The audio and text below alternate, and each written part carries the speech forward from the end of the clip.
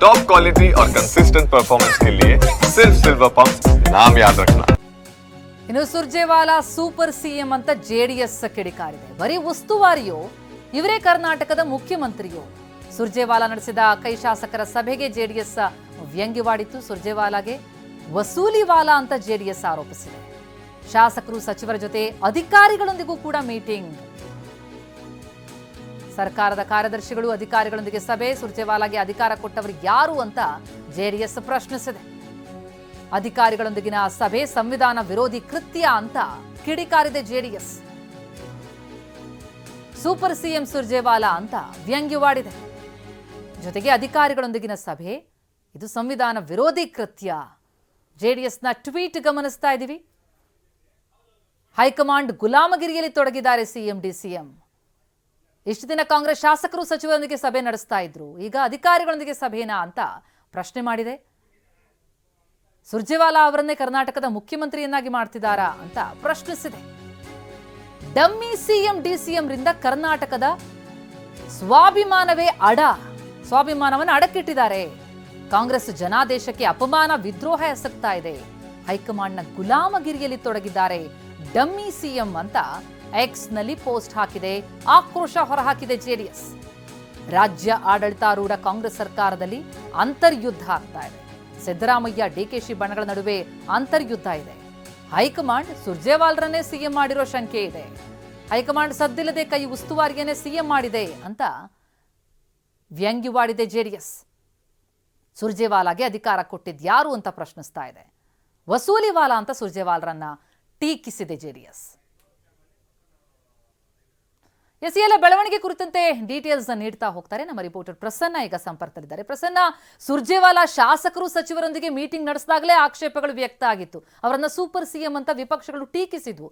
ಈಗ ನೋಡ್ತಾ ಹೋದ್ರೆ ಅಧಿಕಾರಿಗಳೊಂದಿಗೂ ಮೀಟಿಂಗ್ ನಡೆಸ್ತಾ ಇದ್ದಾರಾ? ಏನಾಗ್ತಾ ಇದೆ ಅಂತ?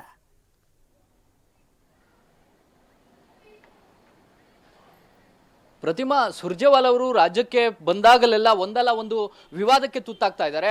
ಶಾಸಕರು ಮತ್ತು ಸಚಿವರ ಸಭೆಯನ್ನು ನಡೆಸಿದಂತಹ ರಾಜ್ಯ ಕಾಂಗ್ರೆಸ್ ಉಸ್ತುವಾರಿ ಸುರ್ಜೇವಾಲಾ ಅವರ ನಡೆ ಬಗ್ಗೆ ಸಾಕಷ್ಟು ಟೀಕೆ ಟಿಪ್ಪಣಿಗಳು ಕೇಳಿಬಂದಿತ್ತು.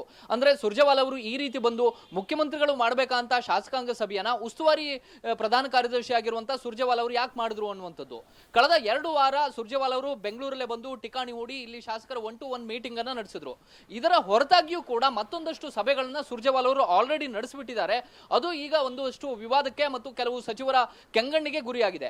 ಶಾಸಕರ ಸಭೆಯನ್ನ ಕೆಪಿಸಿಸಿ ಕಚೇರಿಯಲ್ಲಿ, ಸಚಿವರ ಸಭೆಯನ್ನ ಕೆಪಿಸಿಸಿ ಕಚೇರಿಯಲ್ಲಿ ಮುಗಿಸಿ ವಾಪಸ್ ತೆರಳಿದಂತಹ ಸುರ್ಜೇವಾಲಾ ಅವರು ಖಾಸಗಿ ಹೋಟೆಲ್ಗೆ ಕೆಲವು ಅಧಿಕಾರಿಗಳಿಗೆ ಬುಲಾವ್ ಹೊರಡಿಸಿದ್ರು ಅನ್ನುವಂತಹ ಮಾಹಿತಿ ಹರಿದಾಡ್ತಾ ಇದೆ.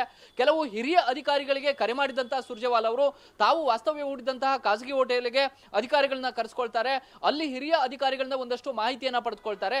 ಎಷ್ಟರ ಮಟ್ಟಿಗೆ ಅಂದ್ರೆ ಸೆಕ್ರೆಟರಿ ಲೆವೆಲ್ ಅಂದ್ರೆ ಒಂದೊಂದು ಇಲಾಖೆಗೆ ಒಬ್ಬೊಬ್ಬ ಕಾರ್ಯದರ್ಶಿ ಅಧಿಕಾರಿಗಳು ಇರ್ತಾರೆ, ಅಂಥವರನ್ನೇ ಕರೆದು ಅವರಿಂದ ಕೆಲವೊಂದಿಷ್ಟು ಮಾಹಿತಿಗಳನ್ನ ಪಡೆದುಕೊಂಡಿದ್ದಾರೆ ಅನ್ನುವಂತಹ ಮಾಹಿತಿ ಇದೀಗ ಸಾಕಷ್ಟು ಸಂಚಲನವನ್ನ ಮೂಡಿಸ್ತಾ ಇದೆ. ಮತ್ತು ಸರ್ಕಾರದ ಕಾರ್ಯವೈಖರಿಯ ಬಗ್ಗೆ ಧ್ವನಿ ಎತ್ತುತ್ತಾ ಇರುವಂತಹ ವಿರೋಧ ಪಕ್ಷಗಳು ಕೂಡ ಇದೀಗ ಸುರ್ಜೇವಾಲಾ ಅವರು ಈ ರೀತಿ ಅಧಿಕಾರಿಗಳ ಸಭೆಯನ್ನು ನಡೆಸಿದ್ದಾರೆ ಅನ್ನುವಂತಹ ಮಾಹಿತಿ ಕಿವಿಗೆ ಬಿದ್ದ ತಕ್ಷಣವೇ ಕೆಂಡಾಮಂಡಲರಾಗಿದ್ದಾರೆ. ಅದರಲ್ಲೂ ಪ್ರಮುಖವಾಗಿ ಕೆಲವು ಸಚಿವರು ಖಾರವಾಗಿ ಮತ್ತು ನೇರವಾಗಿ ಸುರ್ಜೇವಾಲಾ ಅವರ ಈ ನಡೆಯನ್ನು ಟೀಕಿಸಿದ್ದಾರೆ. ಸುರ್ಜೇವಾಲಾ ಅವರಿಗೆ ಶಾಸಕರ ಸಭೆಯನ್ನು ನಡೆಸುವಂತ ಅರ್ಹತೆ ಇದೆ ಮತ್ತು ಸಚಿವರ ಜೊತೆಗೂ ಕೂಡ 1-to-1 ಮಾತುಕತೆಯನ್ನ ಪಕ್ಷ ಸಂಘಟನೆಯ ದೃಷ್ಟಿಯಿಂದ ಅವರು ನಡೆಸಬಹುದು. ಆದ್ರೆ ಈ ರೀತಿ ಒಂದು ಸರ್ಕಾರದ ಭಾಗ ಆಗಿರುವಂತಹ ಇಲಾಖೆಯ ಅಧಿಕಾರಿಗಳನ್ನ ಕರೆದು ಅವರಿಂದ ಮಾಹಿತಿ ಪಡೆದುಕೊಳ್ಳುವಂಥದ್ದು, ಅವರ ಜೊತೆಗೆ 1-to-1 ಸಭೆಯನ್ನು ನಡೆಸುವಂಥದ್ದು ಕಾನೂನು ಬಾಹಿರ ಮತ್ತು ಸಂವಿಧಾನಕ್ಕೆ ವಿರೋಧ ಅನ್ನುವಂತಹ ಮಾತನ್ನ ಸ್ವತಃ ಸಚಿವ ಕೆ.ಎನ್. ರಾಜಣ್ಣ ಅವರು ಹೇಳ್ತಾ ಇದ್ದಾರೆ. ಅಂದ್ರೆ ಆಲ್ರೆಡಿ ಶಾಸಕರ ಸಭೆಗೂ ಕೂಡ ಟೀಕೆಗಳು ಕೇಳಿ ಬಂದಿತ್ತು. ಸಚಿವರ ಸಭೆಯನ್ನು ಕೂಡ ಅನಧಿಕೃತವಾಗಿ ಸುರ್ಜೇವಾಲಾ ಅವರು ಮಾಡ್ತಿದ್ದಾರೆ ಎನ್ನುವಂತಹ ಮಟ್ಟಿಗೆ ಒಂದು ರೀತಿಯಲ್ಲಿ ಸೂಪರ್ ಸಿಎಂ ರೀತಿಯಲ್ಲಿ ಸುರ್ಜೇವಾಲಾ ಅವರು ವರ್ತಿಸ್ತಿದ್ದಾರೆ ಅಂತೇಳಿ ಜೆಡಿಎಸ್ ಟೀಕೆ ಟಿಪ್ಪಣಿಗಳನ್ನ ಮಾಡಿತ್ತು. ಇದೀಗ ಇನ್ನೂ ಒಂದು ಹೆಜ್ಜೆ ಮುಂದೆ ಹೋಗಿ ಅಧಿಕಾರಿಗಳನ್ನ ಕರೆದು ಈ ರೀತಿ ಸಭೆಗಳನ್ನ ಪ್ರತ್ಯೇಕವಾಗಿ ನಡೆಸುವಂಥದ್ದು ಎಷ್ಟರ ಮಟ್ಟಿಗೆ ಸರಿ, ಕಾನೂನಾತ್ಮಕವಾಗಿಯೂ ಕೂಡ ಇದು ತಪ್ಪು ಅನ್ನುವಂಥದ್ದನ್ನ ಜೆಡಿಎಸ್ ಟೀಕೆಯನ್ನ ಮಾಡ್ತಾ ಇದೆ. ಇದರ ಜೊತೆಗೆ ಸುರ್ಜೇವಾಲಾ ಅವರಿಗೆ ಒಂದು ಹಣೆಪಟ್ಟಿಯನ್ನು ಕೊಡಲಾಗ್ತಾ ಇರುವಂತದ್ದು. ಅವರು ಕೇವಲ ಸೂಪರ್ ಸಿಎಂ ಅಲ್ಲ, ಮುಖ್ಯಮಂತ್ರಿ ಸಿದ್ದರಾಮಯ್ಯ ಮತ್ತು ಉಪಮುಖ್ಯಮಂತ್ರಿಗಳನ್ನ ಡಮ್ಮಿ ಮಾಡಿದ್ದಾರೆ. ಅದರ ಜೊತೆಯಲ್ಲಿ ಸುರ್ಜೇವಾಲಾ ಅನ್ನುವಂಥವ್ರು ವಸೂಲಿವಾಲಾ ಅನ್ನುವಂತಹ ರಾಜಕೀಯ ಟೀಕೆಯನ್ನು ಕೂಡ ಇದೀಗ ಜೆಡಿಎಸ್ ಮಾಡ್ತಾ ಇದೆ. ಈ ಒಂದು ಕಾರಣಕ್ಕೋಸ್ಕರ ರಾಜ್ಯಕ್ಕೆ ಬರ್ತಾ ಇರುವಂತಹ ಸುರ್ಜೇವಾಲಾ ಅವರು ಹಲವಾರು ಶಾಸಕರ ಸಭೆಯನ್ನ ನಡೆಸಿದ್ರೆ ಅದು ಪಕ್ಷ ಸಂಘಟನೆ ಅಂತ ಕರೀತದೆ, ಅಥವಾ ಸಚಿವರ ಸಭೆಯನ್ನ ನಡೆಸಿದ್ರೆ ಎಲ್ಲೋ ಒಂದ್ ಕಡೆ ಸರ್ಕಾರದ ಕಾರ್ಯವೈಖರಿಯನ್ನ ಸರಿಪಡಿಸೋದಕ್ಕೆ ಒಂದಷ್ಟು ಪ್ರಯತ್ನಗಳನ್ನ AICC ಮಾಡ್ತಿದೆ ಅನ್ನುವಂತ ಒಂದು ಪ್ರತಿಬಿಂಬಿಸುತ್ತದೆ. ಆದ್ರೆ ಅಧಿಕಾರಿಗಳನ್ನ ಕರೆದು ಮಾತನಾಡುವಂಥದ್ದು ಕಾನೂನು ಬಾಹಿರ ಆಗುತ್ತೆ. ಸುರ್ಜೇವಾಲಾ ಅವರು ಈ ರೀತಿ ಸಭೆಗಳನ್ನ ಮಾಡಿದ್ರೆ ಅದರ ಉದ್ದೇಶ ಏನು ಅನ್ನುವಂಥದ್ದನ್ನ ಸಾಕಷ್ಟು ಜನ ಪ್ರಶ್ನೆಯನ್ನ ಮಾಡ್ತಾ ಇದ್ದಾರೆ. ಮತ್ತು ಈ ಬೆಳವಣಿಗೆ ಹಲವು ಗುಮಾನಿಗಳನ್ನು ಕೂಡ ಹುಟ್ಟು ಹಾಕ್ತಾ ಇದೆ. 1 ವರ್ಷದ ಹಿಂದೆ ಇದೇ ರೀತಿಯಲ್ಲಿ ಸುರ್ಜೇವಾಲಾ ಅವರು ಬೆಂಗಳೂರಿಗೆ ಬಂದಾಗ ಖಾಸಗಿ ಹೋಟೆಲ್ನಲ್ಲಿ ಬೆಂಗಳೂರಿನ ಅಧಿಕಾರಿಗಳನ್ನ ಕರೆದು ಮಾತನಾಡಿದ್ರು. ಆದ್ರೆ ಅವತ್ತಿನ ಸಭೆಯಲ್ಲಿ DCM DK ಶಿವಕುಮಾರ್ ಅವರು ಕೂಡ ಉಪಸ್ಥಿತರಿದ್ರು.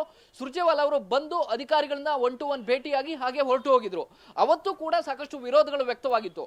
ಆದ್ರೆ ಇದೀಗ ಸರ್ಕಾರದ ಮುಖ್ಯಮಂತ್ರಿಗಳಿಗೆ, ಉಪಮುಖ್ಯಮಂತ್ರಿಗಳಿಗೆ ಅಥವಾ ಉಳಿದ ಸಚಿವರಿಗೆ ಮಾಹಿತಿ ಇಲ್ಲದೆಯೇ ಕೆಲವು ಅಧಿಕಾರಿಗಳನ್ನ ಈ ರೀತಿ ಕರೆದು ಮಾತನಾಡಿಸುವಂತದ್ದು, ಅವರಿಂದ ಮಾಹಿತಿ ಪಡೆದುಕೊಳ್ಳುವಂತದ್ದು ಯಾವ ನಡೆಯನ್ನು ಸೂಚಿಸುತ್ತೆ, ಅಥವಾ ಸುರ್ಜೇವಾಲಾ ಅವರು ಏನ್ ಮಾಡೋದಕ್ಕೆ ಹೊರಟಿದ್ದಾರೆ ಅನ್ನುವಂತ ಒಂದಷ್ಟು ಪ್ರಶ್ನೆಗಳು ಸಹಜವಾಗಿ ಮೂಡುವಂತೆ ಮಾಡ್ತಾ ಇದೆ. ಪ್ರತಿಮಾ, ಥ್ಯಾಂಕ್ ಯು ಪ್ರಸನ್ನ ತಮ್ಮ ಮಾಹಿತಿಗೆ.